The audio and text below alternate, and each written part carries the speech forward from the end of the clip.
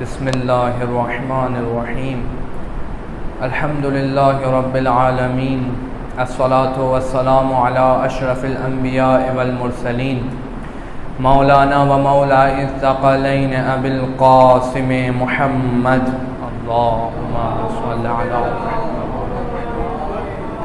واہل بیتہ الطیبین الطاہرین المعصومین ولعنۃ اللہ علی اعدائہم اجمعین.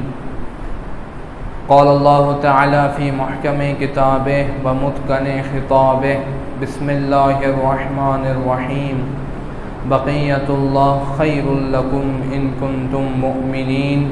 صلوات اللہم صل علی محمد. ایک اور باواز بلند صلوات پڑھ لیجیے خاندان.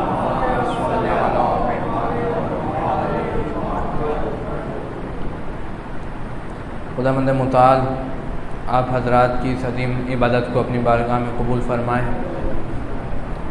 اور ہمیں ایسے ہی عزاداری سید الشہداء برپا کرنے کی توفیق نصیب فرمائیں.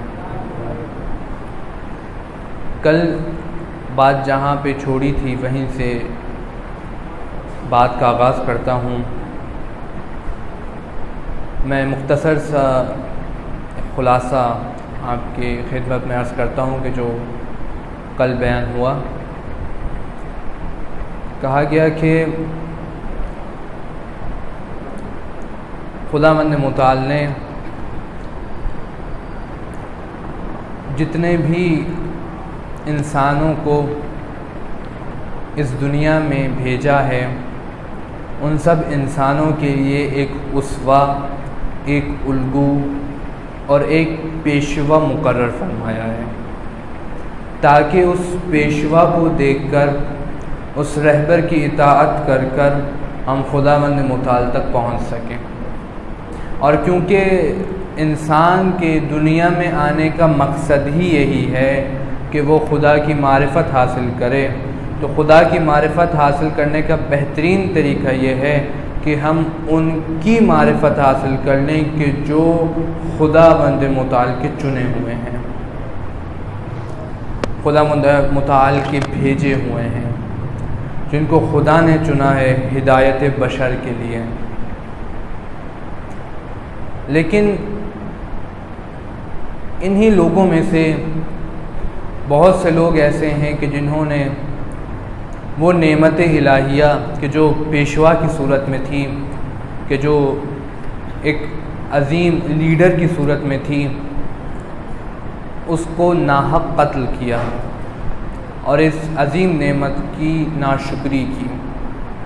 خداوند متعال نے عذاب میں بھی مبتلا کیا اور کسی کو مہلت بھی دی کہ شاید مستقبل میں ٹھیک ہو جائیں. انہی میں سے جو ادیان ہیں کہ جو جنہیں ہم اہل کتاب کہتے ہیں، یہودیت، عیسائیت اور مسلمان. کل سے بات کی تھی کہ یہودیت اپنے بعد والے انبیاء کو تسلیم نہیں کرتی. مثلا حضرت عیسیٰ کو یہودی تسلیم نہیں کرتے، نہیں مانتے، صرف حضرت موسیٰ کو مانتے ہیں، ان پہ ایمان رکھتے ہیں. اور نہ ہی ہمارے آخری رسول حضرت محمد مصطفیٰ صلی اللہ علیہ وآلہ وسلم پر ایمان لائے اور نہ ہی لا سکتے ہیں، کیونکہ وہ چیزیں کہ جو ایمان کے لیے ضروری ہیں وہ ان میں نہیں ہیں. یہودیوں کا اگر دیکھا جائے تو یہ ایسی قوم ہے کہ جس میں نسل پرستی بہت زیادہ ہے. ایک پوائنٹ کہ جو ہو سکتا ہے بہت مفید ثابت ہو وہ یہ کہ کوئی شخص اگر چاہے مسلمان ہونا تو مسلمان ہو سکتا ہے، کوئی چاہے عیسائی ہونا تو وہ عیسائی ہو سکتا ہے. لیکن یہودیوں کا مذہب وہ واحد مذہب و دین ہے کہ اگر کوئی چاہے کہ میں یہودی ہو جاؤں تو نہیں ہو سکتا. یعنی یہودی اس کو قبول نہیں کرتے. یہودی کہتے ہیں بس جو جس کا حسب و نسب یہودی ہے بس وہی یہودی ہے، کوئی ہمارے دین میں آ نہیں سکتا. اسی وجہ سے شاید ایک یہ وجہ ہے کہ یہودیوں کی تعداد تمام عالم میں یعنی دنیا میں جتنے بھی انسان بستے ہیں ریلیجس کے اعتبار سے سب سے کم ہے یہودیوں کی تعداد.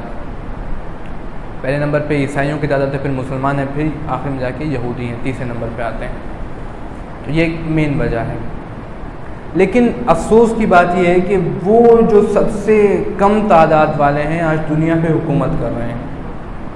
آپ دیکھ لیجیے جتنے بھی برانڈز یہاں پر ہمارے ملک میں یا دوسرے ممالک میں ہوتے ہیں سب انہی کے بنائے ہوئے ہیں، اور ہم لوگ فخر کرتے ہیں ان کے برانڈ استعمال کر کے کہ ہم نے آج فلاں برانڈ سے چیز خریدی ہے. وہ دیکھو، یعنی اب تصور کیجئے، یعنی یہ حال ہو چکا ہے. اس کلچر کو ہمارے اندر اتنا ڈیولپ کیا گیا ہے، جس طرح میں نے کل اشارہ کیا تھا ایک بات پہ، عربک لٹریچر پہ. آج کل ہر والدین کی یہ خواہش ہوتی ہے کہ میرا بچہ انگریزی سیکھے. کوئی شک نہیں ہے، زبان ہے، سیکھنی چاہیے، اچھی بات ہے، اور ضرورت بھی ہے آج کل کے دور کی. ہر زبان سیکھیں، انکار نہیں ہے، لیکن یہ بات یاد رہ جائے کہ زبان سیکھیں گے کلچر ضرور لیں گے. کوئی بھی قوم ہو، کسی بھی قوم کی اگر آپ نے زبان سیکھ لی تو اس کا کلچر ضرور آپ کے اندر آ جائے گا. اور یہ یاد رہے کہ مغربی کلچر خطرناک ترین کلچر ہے، بہت خطرناک ترین ہے. خیر اس پہ مزید گفتگو ہو سکتی ہے، لیکن کیونکہ یہ بحث موضوع سے خارج ہے اس لیے زیادہ وقت اس پہ نہیں گزارتے. آج جس ٹاپک پہ بات کرنی ہے وہ یہ کہ یہودیت اور اسلام، کیونکہ کل میں نے عرض کیا تھا کہ وہ وجوہات کہ جن کی بنا پر حضرت امیر المؤمنین علیہ الصلوۃ والسلام کو خلافت سے محروم کیا گیا. اللہم صل علی محمد وعلی محمد. اس کی ایک وجہ بیان کی کہ قبیلائی تعصب تھا. ایک دوسری وجوہات بھی بیان کی، مثلا کہا گیا کہ چاہتے تھے لوگ کہ وہ نور کے جو خداوند متعال نے مقرر کیا ہے اس سے دور ہو جائیں تاکہ ہدایت نہ مل سکے، اسی لیے کاغذ و قلم کا واقعہ پیش آیا. جب آپ کی بات، اگر یہ جو میں نے کل باتیں کی اگر یہ آپ کے اذہان عالیہ میں محفوظ ہیں تو یہ جملہ آپ کو سمجھ آ سکتا ہے. وہ جملہ کیا ہے؟ وہ جملہ یہ ہے کہ لانس ایک بہت بڑا یہودی ریسرچر ہے، اس نے مقالہ لکھا اور مقالے کے اندر لکھتا ہے، آرٹیکل میں کیا کہتا ہے؟ کہتا ہے کہ یہودیوں تم لوگ بے وقوف ہو. غور کیجیے گا اس جملے پہ. یہودیوں تم لوگ بے وقوف ہو، تمہیں چاہیے کہ معاویہ کا پتلا بناؤ اور اس کو سجدہ کرو. اس جملے پہ غور کیجیے آپ، یعنی ایک عجیب جملہ ہے یہ. لانس بہت بڑا ہے، آپ دیکھیں گوگل پہ لکھیں آپ، مقالہ آ جائے گا اس کا پورا، ٹرانسلیٹ بھی ہوئی ہے فارسی کے اندر.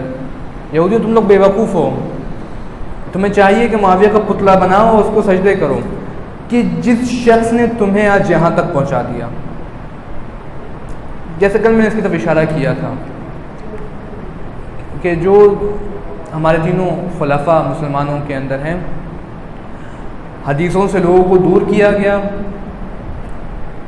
تفاسیر قرآن پہ پابندی ہے، اور جب لوگوں کو جوش آیا، ان کے دل میں احساس ہوا کہ کیا کریں، وہ جو رسول اتنا عرصہ تبلیغ کر گئے وہ تبلیغ ساری مٹ رہی ہے. ظاہر ہے کچھ تو لوگوں میں احساس تھا اس چیز کا، کیا کریں. جب جوش آیا، حکومت کو محسوس ہوا کہ لوگ علی ابن ابی طالب کی طرف متوجہ ہو رہے ہیں، یہودی بلوائے گئے. انہوں نے مسجدوں میں بٹھایا گیا، تفسیر قرآن کا درس انہوں نے دینا شروع کیا. اور کل بھی عرض کیا تھا کہ امیر المومنین علیہ الصلوۃ والسلام نے پہلا کام یہ کیا کہ وہ جو یہودی مسجدوں میں بیٹھے ہوئے قرآن کی تفسیر بیان کیا کرتے تھے ان کو سائڈ پہ کیا، ان کو ہٹایا. ایک صلوات پڑھیں بابا سے.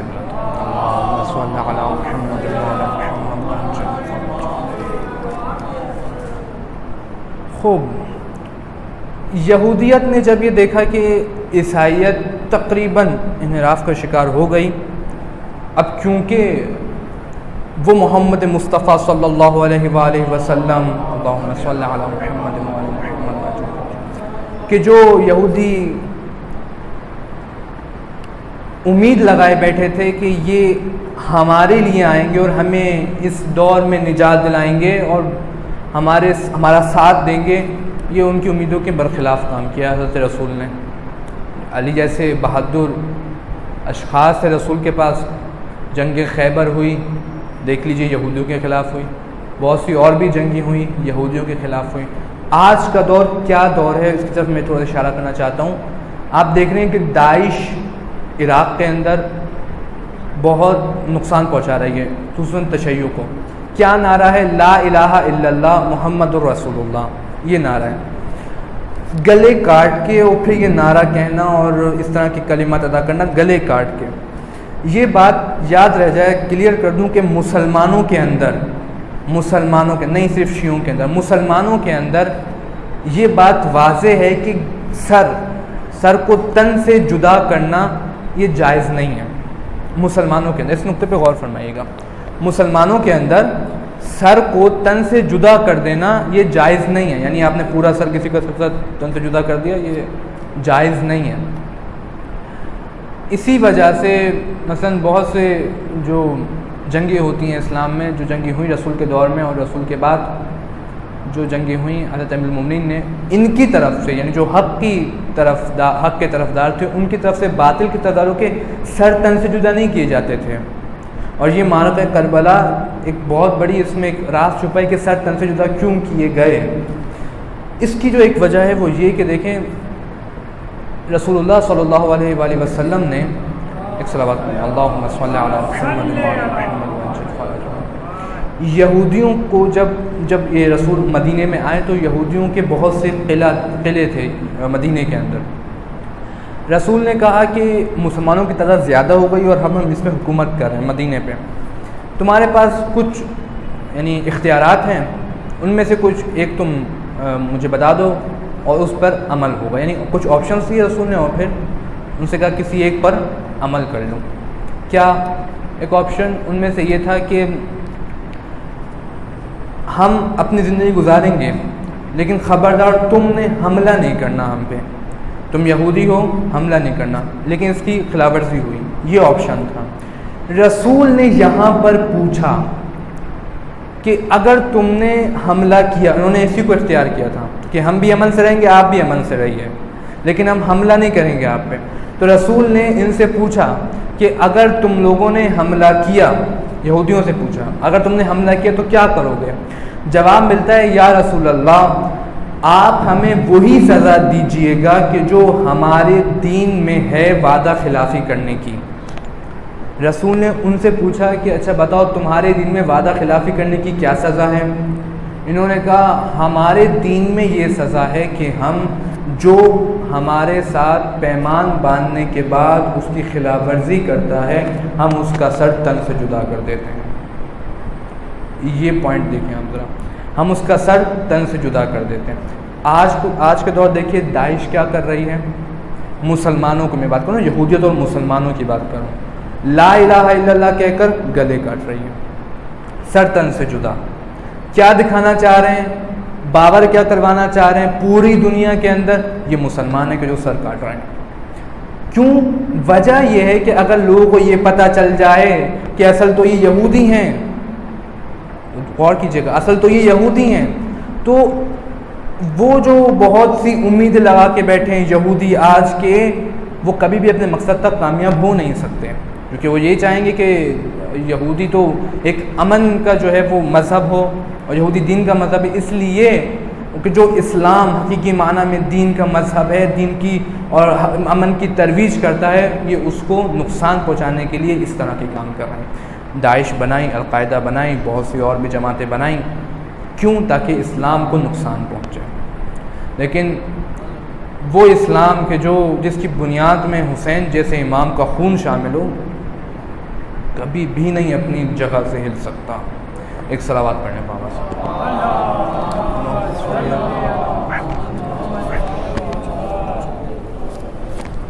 بارے دیگر بابا سے۔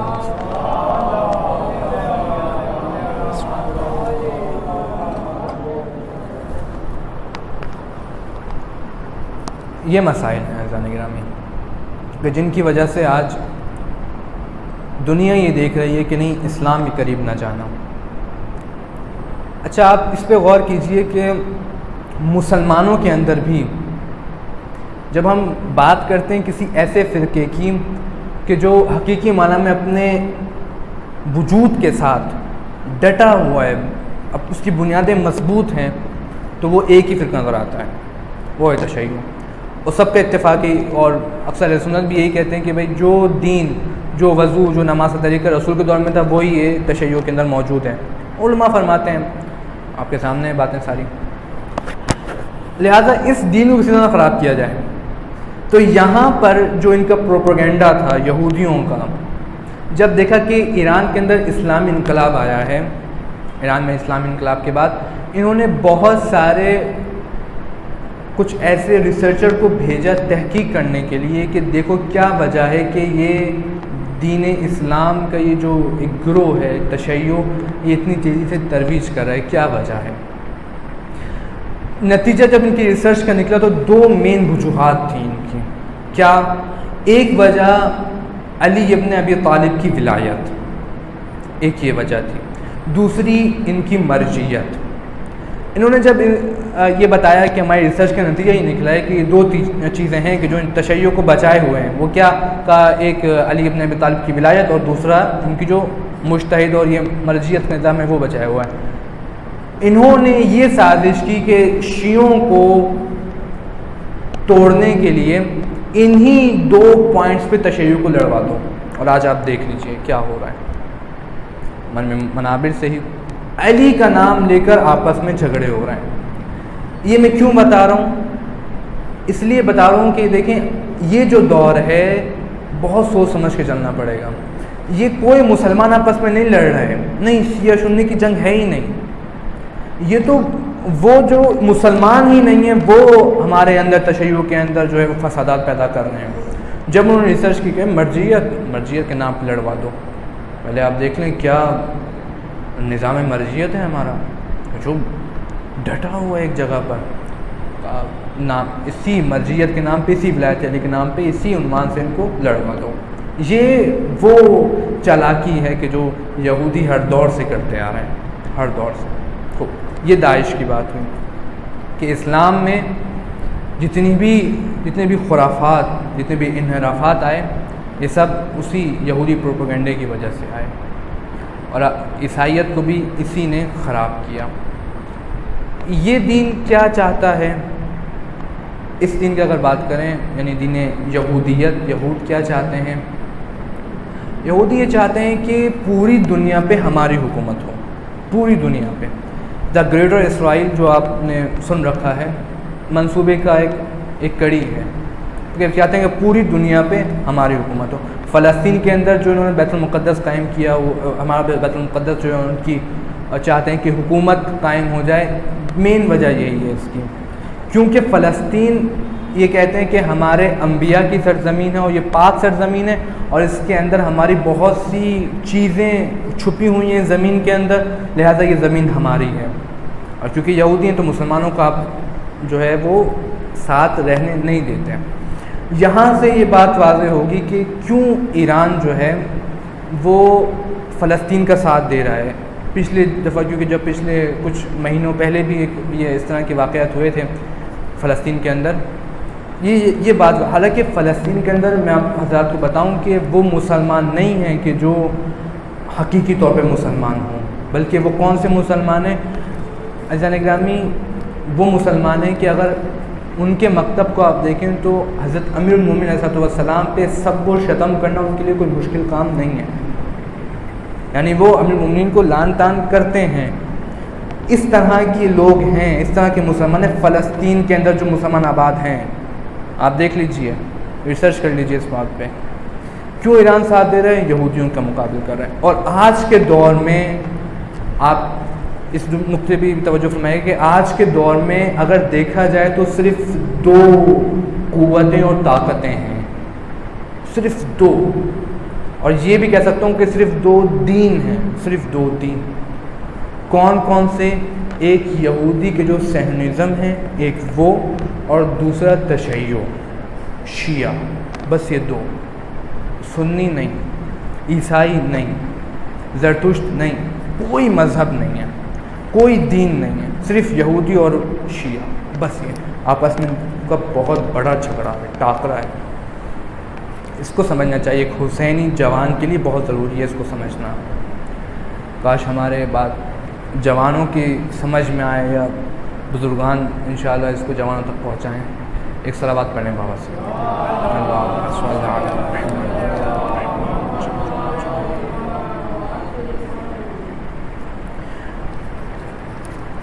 لیکن اگر جوانوں کی بات کی جائے تو میں آج یہ لکھ کے بھی لایا ہوں ساتھ اپنے کہ جوانوں کو، کیونکہ جانتے ہیں کہ جوان ہر دور میں جوان رہا ہے اور اس نے بہت سے ایسے کام کیے ہیں کہ جو دشمن کے لیے کمر توڑنے والے کام ہیں، یہ جانتا ہے. دشمن جانتا ہے. دشمن فقط شیعوں کا دشمن نہیں ہے عزیزان گرامی، انسانیت کا دشمن ہے، انسانیت کا. اسے موبائل پہ کچھ ایسے ایپس نکالے، کچھ ایسے گیمز نکالے کہ لوگ اسی پہ رہیں، جوان اسی پہ کام کرتے رہیں. آج دیکھ لیجئے کیا ہو رہا ہے معاشرے کے اندر. یہ آفت ہے ایک گیم کہ جسے ہم پب جی کہا کرتے ہیں.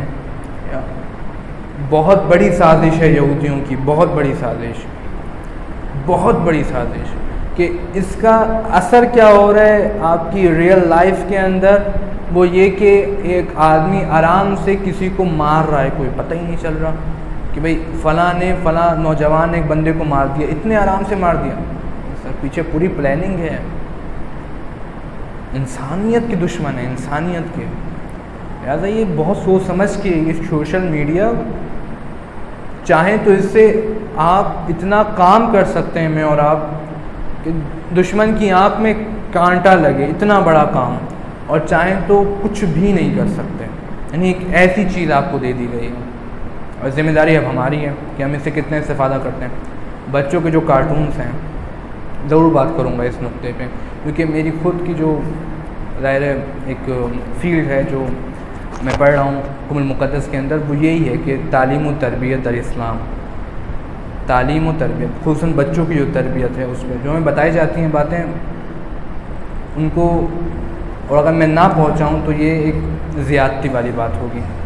کارٹونز کی جو میں بات کر رہا ہوں وہ یہ کہ کارٹونز کے ذریعے بچوں کی مائنڈ میپنگ ہو رہی ہے. یعنی بچوں کو یہ سکھایا جا رہا ہے کہ کیا کرنا ہے. قبلہ ایک آپ شاید واقف ہوں جانی شاہ کاظمی صاحب سے، ان کے بیٹے ہیں، اس حوالے سے میری بہت باتیں ہوتی ہیں ان سے.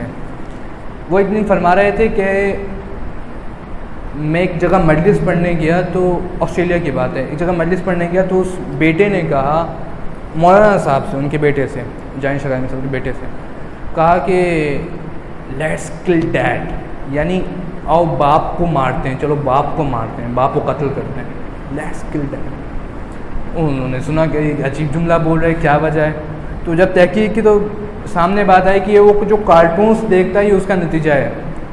کارٹونز کے اندر دیکھا جاتا ہے کہ تمہارا باپ برا ہے اور آخری حل یہ ہے کہ اس کو مار دو، تمہارا باپ کیوں ہے، آخری حل یہ. اسلام کہاں، اور وہ جو کارٹونز دکھائے جا رہے ہیں وہ کہاں. اس پہ بہت سے اشروں کی ضرورت ہے، نہیں ایک اشرے کی ضرورت، بہت سے اشروں کی ضرورت، کہ صرف اس بارے میں بات کی جائے کہ آج کے دور کا تقاضا ہے عزیزان گرامی، اس ممبر کا تقاضا ہے. بات کی جائے کہ جو بچوں کو کارٹونز دکھائے جا رہے ہیں وہ کون سے کارٹونز دکھائے جا رہے ہیں اور کون سے دکھانے چاہیے اور کون سے نہیں دکھانے چاہیے. آپ کو نہیں معلوم ہوتا. یعنی آپ کا کورس جو آپ کا نصاب ہے، نصاب تعلیم، اس میں ایک نقطہ جو ایک ڈاٹ لگتا ہے وہ اس کے پیچھے بھی بہت بڑے دماغ ہوتے ہیں. یہ ایک نقطہ کہاں سے آ گیا؟ اور یہی وجہ ہے کہ جب یہ نیو ون نیشن کیریکولم جب ابھی نکلا ہے، ہماری ایک شیعوں کی طرف سے ایک نمائندہ تھیں، خاتون تھیں، حضرت ابو طالب کے ساتھ وہ حضرت کا جو لفظ ہے وہ نہیں لگا رہے تھے ابو طالب کے ساتھ. انہوں نے شور کیا کہ نہیں یہ اچھی بات نہیں ہے. ظاہر ہے ان سے تو یہی کہنا تھا کہ ابو طالب کے ساتھ حضرت کا لفظ ضرور لگائیے. خوب اصرار ہوا، بات آگے تک پہنچی، انہوں نے کہا چلو ٹھیک ہے لگا دیتے ہیں. لگا دیا، لیکن ان کو اس منصب سے ہٹا کے کوئی اور منصب دے دیا گیا اس خاتون کو. یعنی یہ باتیں کیا چل رہا ہے، ہماری آنکھیں بند ہیں جانے گرامی. یہ کارٹونز، یہ فلمز، یہ موویز اور یہ ساری چیزیں، یہ سارے گیمز، یہ پلان ہے پورا کہ جو انسانیت کے دشمن ہیں ان کی طرف سے کسی طرح انسان کو برباد کیا جائے، اس کو اس لائن سے ہٹایا جائے۔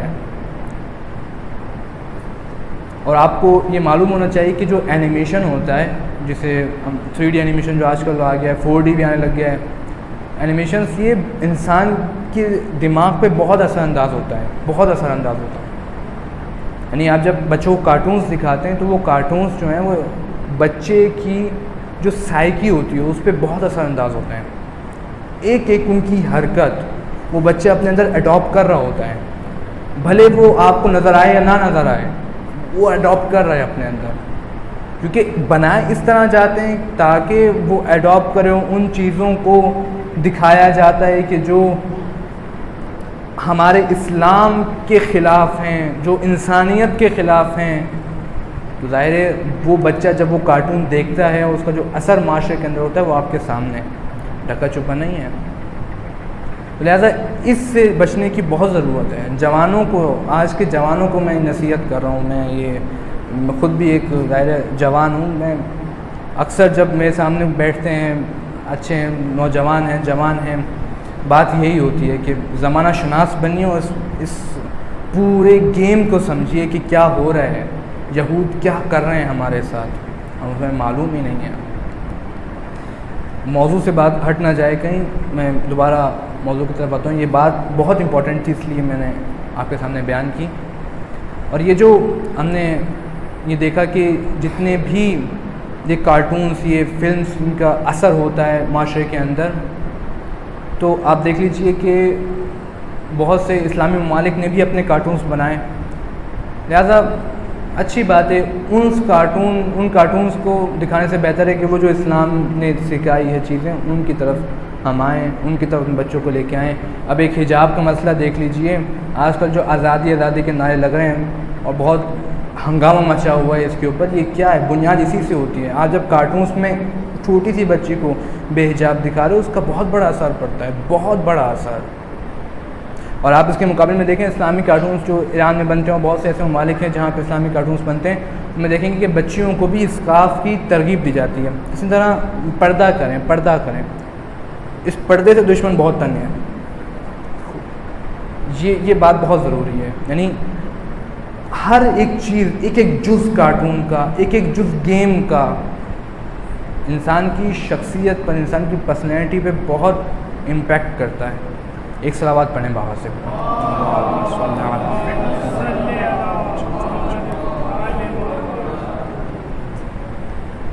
لیکن ہر دور میں ظاہر ہے جب اس زمانے کے دشمنوں نے کام کیا تو اس زمانے کی حجت کھڑی ہوئی۔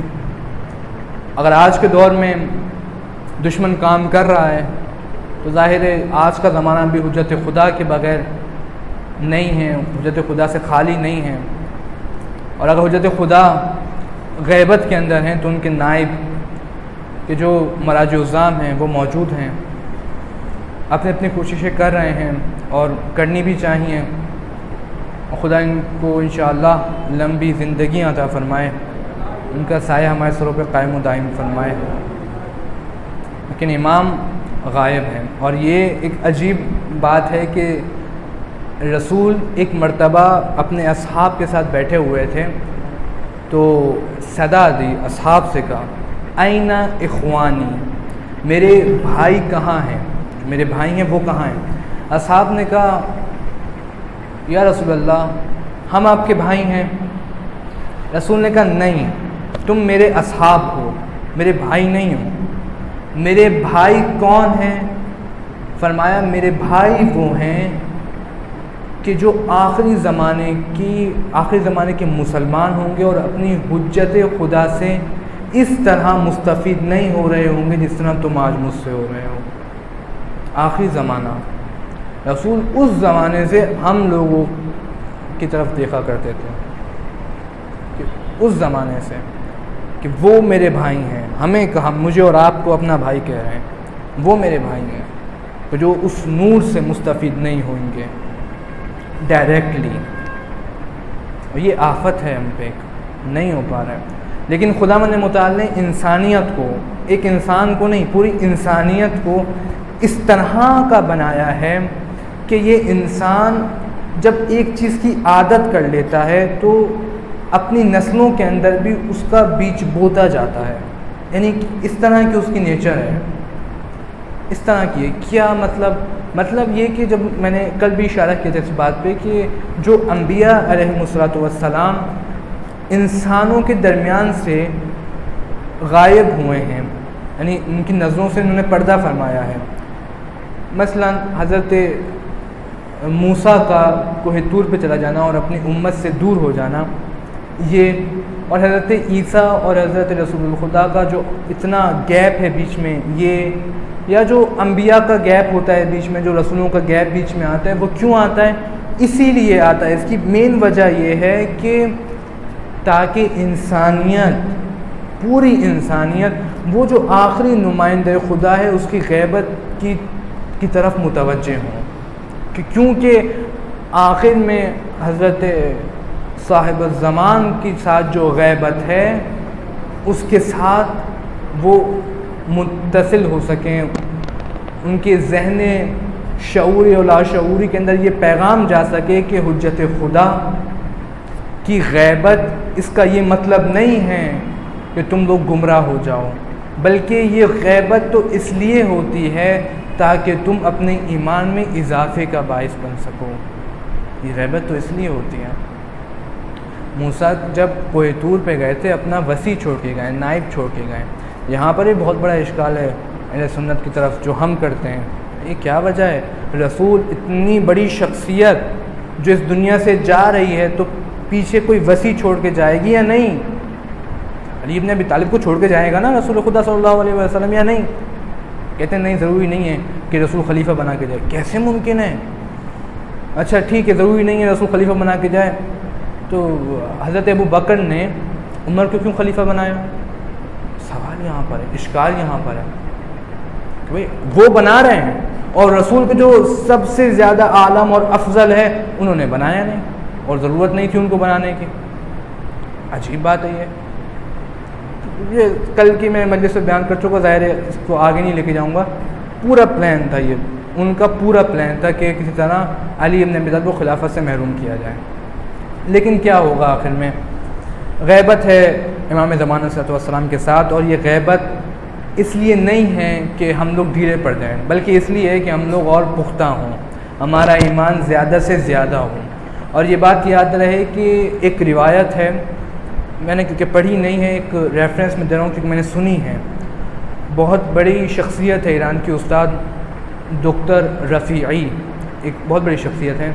وہ فرما رہے تھے کہ جب آخری زمانے کے لوگ, وہ جو غیبت کے اندر, امام باقر سے حدیث نقل فرما رہے تھے, تو یہ امام باقر فرماتے ہیں کہ جب آخری زمانہ آئے گا, جب ہماری حجت, جب ہم 12واں امام غیبت میں جائے گا, اس کے ماننے والے جب نماز پڑھیں گے تو ان کی نماز کا ثواب ڈبل کر دیا جائے گا, ڈبل, دگنا ثواب ملے گا ان کو. کیوں؟ کیونکہ وہ اس طرح ایمان نہیں لائے کہ جس طرح پہلے والے ایمان لائے تھے. پہلے والے کیا؟ نبی کو دیکھتے تھے پھر ایمان لے آتے. خدا کی قسم, نبی کو دیکھ کر بھی کوئی اگر ایمان لے آیا, نبی کو دیکھنا, صرف دیکھنے سے بھی کوئی ایمان لے آیا, تو اس کے ایمان کی کیا بات ہے؟ نبی کو دیکھ کر جو سچا ایمان لے آیا, کیونکہ نبی کی صورت بھی ایسی کہ جس کے اندر معجزات ہوں. ہمارے ولی ہمارے پاس نہیں ہیں.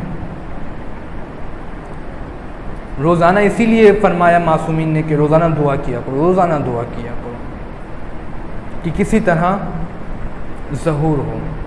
اور اسی لیے کسی کو بھی نہیں معلوم کہ کیا وجہ ہے, کیوں اس طرح غیبت میں چلے جانے کے بعد حضرت نے اپنے نواب خاص کہ جو 4 نواب تھے, نائب تھے حضرت صاحب الزمان کے, ان سے ایسے رابطے رکھے کہ جو آج کی ضرورت کو پورا کرتے ہیں غیبت صغریٰ کے اندر, کہ بھئی ہم تم سے جدا نہیں ہیں, ہم تمہارے ساتھ ہیں, تمہیں دیکھ رہے ہیں.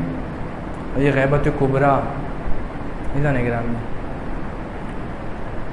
ذمہ داریاں ہماری بہت ہیں, بہت ذمہ داریاں ہیں. بس میں تمام کر رہا ہوں. بہت ذمہ داری ہے، لیکن جو یہاں پہ نوجوان بیٹھے ہیں، بزرگان اصلاح کے لیے تشریف فرما ہیں، یہ میری بات یاد رکھیے کہ جو شبہات ہیں ان کے اندر نہ آئیں، جو لڑوانے کی کوششیں کی جا رہی ہیں دوسرے ادیان کی طرف سے، دوسرے مذاہب کی طرف سے، ان میں نہ آئیں. کیا آج کل فساد و فتنہ بپا ہے کہ عزاداری اور نماز، کیا بات ہے، پہلے نہیں تھی اس طرح کی باتیں. آپ حضرات جو بزرگان ہیں میری تائید فرمائیں گے انشاءاللہ، پہلے نہیں تھی اس طرح کی باتیں کہ ہم کہتے تھے، سنا ہے میں نے بزرگان سے سنا ہے، میں تو ظاہر نہیں تھا پہلے، کہ پہلے نماز اور عزاداری اس طرح کی بات تھی نہیں. یہ کیسے ممکن ہے کہ نماز اور عزاداری کو اب الگ الگ لے رہے ہیں؟ نماز عین ہے عزاداری اور عزاداری عین نماز ہے. ممکن نہیں ہے کہ دونوں ممکن نہیں ہے دونوں ٹوٹ جائیں، جڑی ہوئی ہیں آپس کے اندر. اور حسین علیہ السلام کی عزاداری، یعنی اگر ایک نمازی نماز وقت پہ پڑھتا ہے اس کی عزاداری ہے، اور اگر ایک عزاداری مجلس حسین برپا کرتا ہے یہ اس کی نماز ہے. کاش اس جملے کو سمجھیے. نہیں کہہ رہا کہ جدا ہیں دونوں، نہیں، دونوں ساتھ ہیں. یہ عزاداری، یہ نمازیں، یہ کیسے ممکن ہے کہ ایک عزادار حسین کو ماننے والا نماز نہ پڑھے؟ یہ کیسے ممکن ہے کہ ایک حضرت سیدہ سلام اللہ علیہا پہ رونے والا، حضرت امام حسن کے مصائب بیان کرنے والا نماز نہ پڑھے؟ یہ کیسے ممکن ہے؟ یہ کیسے ممکن ہے کہ بے نمازی امام حسین کو کہے السلام علیکم یا ابا عبداللہ، حسین جواب دیں اس کا؟ ممکن نہیں. حضرت سیدوں کو جواب دے یا ان سے 10 ادب جوڑ کے یہ کہے السلام علیکم یا بنت رسول اللہ، بی بی کیسے جواب دیں گے اس کو؟ حسین کیسے جواب دیں گے؟ وہ حسین جو تلواروں کی چھاؤں میں نماز پڑھتا رہے. کیا نمازیں پڑھی ہیں اہل بیت علیہ الصلوۃ والسلام، کیا نمازیں پڑھی. روایت کہتی ہیں بعد از پیغمبر جتنے دن بی بی زندہ رہیں، بی بی زہرا سلام اللہ علیہا پسلیاں شکستہ تھیں، اور انہی ٹوٹی ہوئی پسلیوں کے ساتھ حضرت نے نماز ادا کی ہے.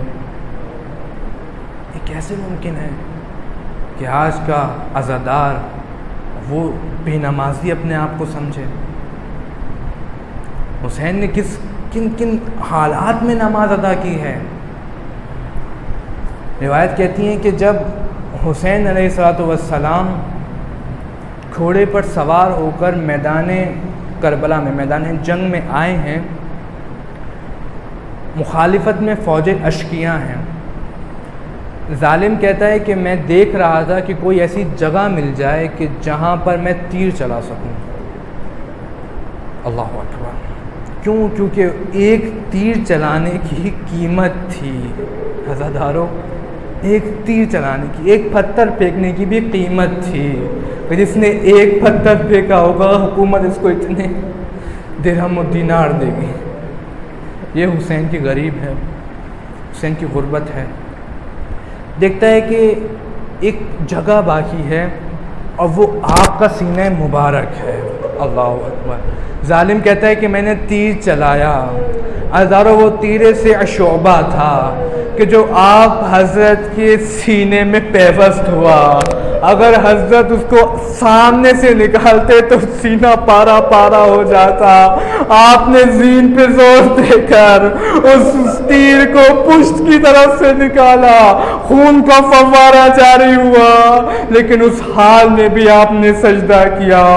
ردم بقضائہ و تسلیما لامرہ لا معبود سواک یا غیاث المستغیثین علی لعنت اللہ القوم الظالمین فسیعلم الذین ظلموا ای منقلب ینقلبون. پروردگارہ تجھے واسطہ محمد والے محمد کا ہمارے لیے اس قلیل سی عبادت کو اپنی بارگاہ میں قبول فرما. خدا تو یہ واسطہ محمد والے محمد کو ہمیں سچا عزادار بننے کی توفیق عطا فرما. خدا تو یہ واسطہ محمد والے محمد کا ہمیں اپنے بچوں کی تربیت کرنے کی توفیق عطا فرما۔ خدا تو یہ واسطہ محمد والے محمد کا ہمیں صاحب الزمان کا سچا سپاہی بنا۔ خدا تو یہ واسطہ